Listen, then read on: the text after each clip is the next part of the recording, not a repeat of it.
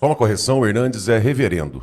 Tá? Ok. Não é nem bispo, que eu fui corrigido, mas é reverendo. Ok. Agora, independente de qualquer coisa, qualquer o posto que ele ocupa na igreja, é uma pessoa que tem o pastoreio ali da igreja e tem é uma pessoa séria, uma pessoa de Deus e tem contato com o ministro André Mendonça. Eu deixo o apelo aqui. Mas tem que depender de um reverendo, Borgo do céu. É. Eu não tô, olha, não estou diminuindo a importância não, hein? Mas é a religião e a política, que entendo que são coisas que deveriam Vitória, dar você distância. sabe por quê? Porque senão nós vamos ficar pregando para convertido, entendeu? Nós Entendi. temos um pessoal da direita que esses já estão engajados no movimento. Nós precisamos ampliar esse movimento. Bogo Holiday está pronto para conversar conosco. Pausa no rádio, seguimos no YouTube da Auriverde Brasil. Olha, ontem ao longo do dia, eu mandei uma mensagem para esse querido que nos atende agora, Fernando Holiday, e aí a pauta era uma, mas ao longo do dia, né, num pós 3 de agosto, num pós ruas lotadas em mais de 1.000 cidades do Brasil, a gente esperava que viria uma pancada ou uma pancadaria. E não é que veio vaza-toga, na sequência prisão domiciliar do presidente Bolsonaro, e o Holiday falou, Pito, olha, acho que a pauta mudou, né? Falei, mudou, mas eu preciso te ouvir. Holiday, bom dia, querido, seja bem-vindo mais uma vez, você está em casa aqui. Bom dia, Pitoli, bom dia a toda a bancada da Auriverde, a toda a audiência. É um prazer estar aqui com vocês, infelizmente, para falar dessas notícias absurdas, mas é sempre um prazer estar aqui com vocês. Vou lançar para você, Holiday, a pergunta que fiz da enquete, né? Essa cortina de fumaça, que é a prisão do presidente Bolsonaro, se deu por conta do sucesso do 3 de agosto ou já em função da vaza-toga e os desdobramentos da publicação de ontem de Schallenberg? Olha, Pitoli, eu ficaria em dúvida nessa enquete, porque me parece que são as duas coisas, e eu digo isso pelo seguinte, Alexandre de Moraes já devia ter percebido nas manifestações que o Brasil tomando conta ali, né, denunciando a ditadura que nós estamos vivendo, e as pessoas muito mais revoltadas, saindo às ruas, tanto nas capitais quanto no interior, de certa forma já o incomodava, porque isso enfraquece a posição dele dentro do Supremo, enfraquece a posição dele dentro do Senado Federal. E talvez ele já estivesse pensando ali em, de alguma forma, responder àquela manifestação, dobrando a aposta como ele sempre faz. Só que o que chama a atenção é o fato de que a decisão dele só vem no final da tarde, início da noite praticamente. E ao longo da tarde foi justamente o período em que vieram mais dados da lava-toga. Ao longo de toda a tarde nós vimos diversas mensagens sendo reveladas de que o gabinete de Alexandre de Moraes tramava por debaixo dos panos formas de driblar os pedidos de liberdade que vinham da própria PGR. Ou seja, não ia soltar ninguém antes que verificasse a rede social, antes que o grande imperador do Brasil tomasse a sua decisão a partir de uma análise estritamente pessoal. Me parece que esta foi a gota d'água para que ele tomasse a decisão completamente absurda de prender Jair Bolsonaro por simplesmente acenar para a população da tela de um celular. Agora, Holiday, e a gente sabe que teremos que ver consequências disso, não vai dar para passar batido, porque virão novas publicações, o que Schallenberg, o Agape, eles tiveram acesso, tem muita coisa ali, e certamente já partindo de Eduardo Tagliaferro, que conversou conosco na Auriverde na última sexta-feira. Vem mais coisa. Agora, nós precisamos também entender qual vai ser o posicionamento dos demais ministros, da PGR se virar, porque também está todo mundo de mãos dadas, né? E do Senado, que pode empichar Alexandre de Moraes, né? Exatamente.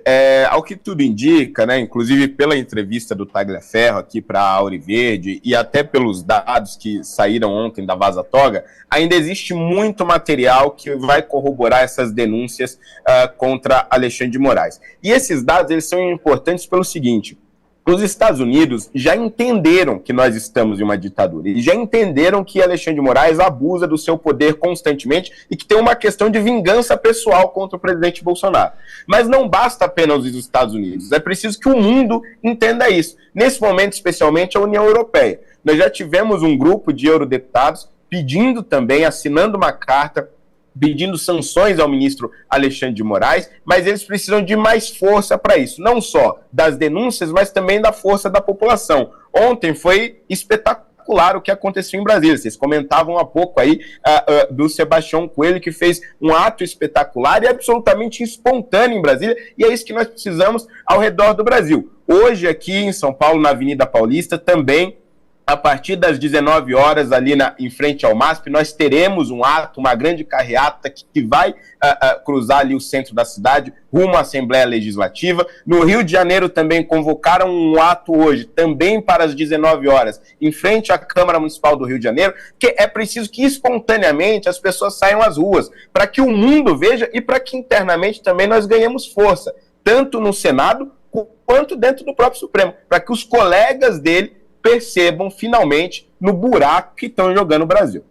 Agora, e ao mesmo tempo, Holliday, a gente sabe que é o retorno do trabalho do Congresso. Eles vão ter que dar resposta a tudo que a gente vem vendo e vivendo no Brasil. Porque, de fato, as consequências das decisões vindas dos Estados Unidos, o João acaba de me dizer que Marco Rubio, que é o secretário de Estado norte-americano, ele retuitou a mensagem, né, do Departamento de Estado, ou seja, o secretário de Estado norte-americano, ele reforça, né, o posicionamento do Departamento de Estado, mostrando que isso deve escalar e as consequências chegarão, embora, de fato, a gente ainda não entenda o tamanho das consequências, né, Holliday? Exatamente, Pitolha. Eu acho muito importante a gente sempre relembrar que o alcance da Magnitsky, ele é imenso. A lei Magnitsky foi aplicada a Alexandre de Moraes, primeiramente uma ordem executiva um pouco mais genérica, mas ela pode trazer especificações que podem, inclusive, inviabilizar o judiciário brasileiro. Em última instância, nós não estamos falando apenas de sanções econômicas, nós estamos falando de sanções a qualquer empresa que tenha qualquer relacionamento de defesa ou que auxilie a ditadura de Alexandre de Moraes. Se Trump quiser, ele pode levar às últimas consequências, isso levaria, inclusive, até um rompimento diplomático, porque nós estamos falando, por exemplo, do Google, da Microsoft, da Apple, pararem de fornecer serviços ao ministro Alexandre de Moraes e, consequentemente, pararem de fornecer serviços à Suprema Corte brasileira, o que na prática significaria praticamente derrubar o sistema de justiça brasileiro. Então, não são apenas consequências econômicas, são consequências de gestão da justiça brasileira. Ontem nós vimos, e essa seria inclusive a nossa pauta hoje, a Globo News demitindo diversos jornalistas. Na sexta-feira foi Eliane Cantanhede, ontem foi Mauro Paulino e a Daniela Lima. Hoje sai a notícia também de que eles pediram uma pesquisa interna e perceberam um óbvio, né, de que a Globo News, pela imensa maioria dos seus espectadores, é associada à esquerda e por isso estão fazendo essas mudanças todas. E por que isso? Porque a Globo também tem escritório nos Estados Unidos, faz operação em dólar, tem ações econômicas. Então, todas as empresas que de alguma forma apoiam, auxiliam Alexandre de Moraes, estão com medo. E é muito importante nesse momento o recado do Departamento de Estado e o recado de Marco Rubio, porque indica que o governo Trump não vai parar por aí. E até onde os colegas de Alexandre de Moraes e os senadores vão aturar essa pressão, né? Quer dizer, vão levar realmente o Brasil para o buraco em nome de um homem? Não é possível um negócio desse. Holliday, Eduardo Borgo está aqui comigo e o Borgo tem uma questão para você. Pois não, Borgão? Bom dia, Holliday. Prazer falar contigo. Holliday, a Lava Jato foi seriamente atacada pelos ministros do Supremo porque sobre a argumentação de que o juiz Sérgio Moro conversava com promotores que atuavam na Lava Jato. Agora, ontem, pelo escândalo que nós vimos em todos os meios de comunicação, demonstra que o ministro Alexandre de Moraes tinha ali um gabinete do ódio dentro do TSE para levantar ali apontamentos de forma contra a lei, né, para ele tomar essas decisões e perseguir opositores de direita. Será que é tão difícil para parte da imprensa, para a OAB, para parte da população entender que os crimes que o Alexandre de Moraes cometeram, a nulidade, a farsa desse processo, quando que eles vão enxergar, acordar com essas nulidades? Pois é, Borgo, me parece que há aí realmente uma questão de vingança, e é por isso que é tão preciso a gente usar esse termo, a vingança, porque do ponto de vista jurídico, da análise fria da lei, não existe nenhuma razão para acontecer o que está acontecendo aqui. No caso da Lava Jato, nós estávamos falando, e acredito que houve sim ali alguns desvios éticos, mas nós estávamos falando de um juiz de primeira instância. Quer dizer, Lula teve chance de recorrer ao TRF4 e um grupo de desembargadores concordou unanimemente que ele era culpado com base nas provas que se tinha. Depois ele ainda pôde recorrer ao STJ. Um grupo de dezenas de ministros do STJ concluiu que Lula era culpado.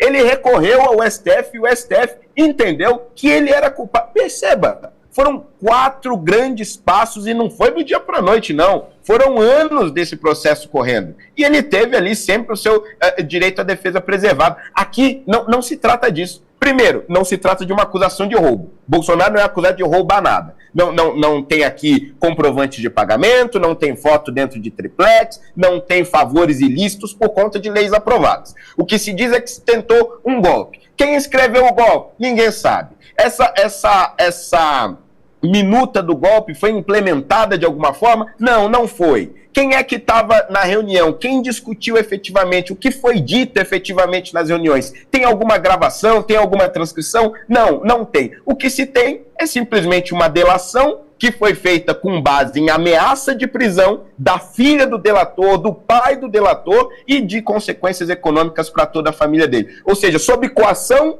um delator diz que Bolsonaro tentou um golpe, não apresenta prova nenhuma, e com base nisso nós temos uma decisão monocrática que leva um ex-presidente da República à prisão. Quer dizer, a análise fria jurídica não justifica o que está acontecendo. O que justifica é vingança.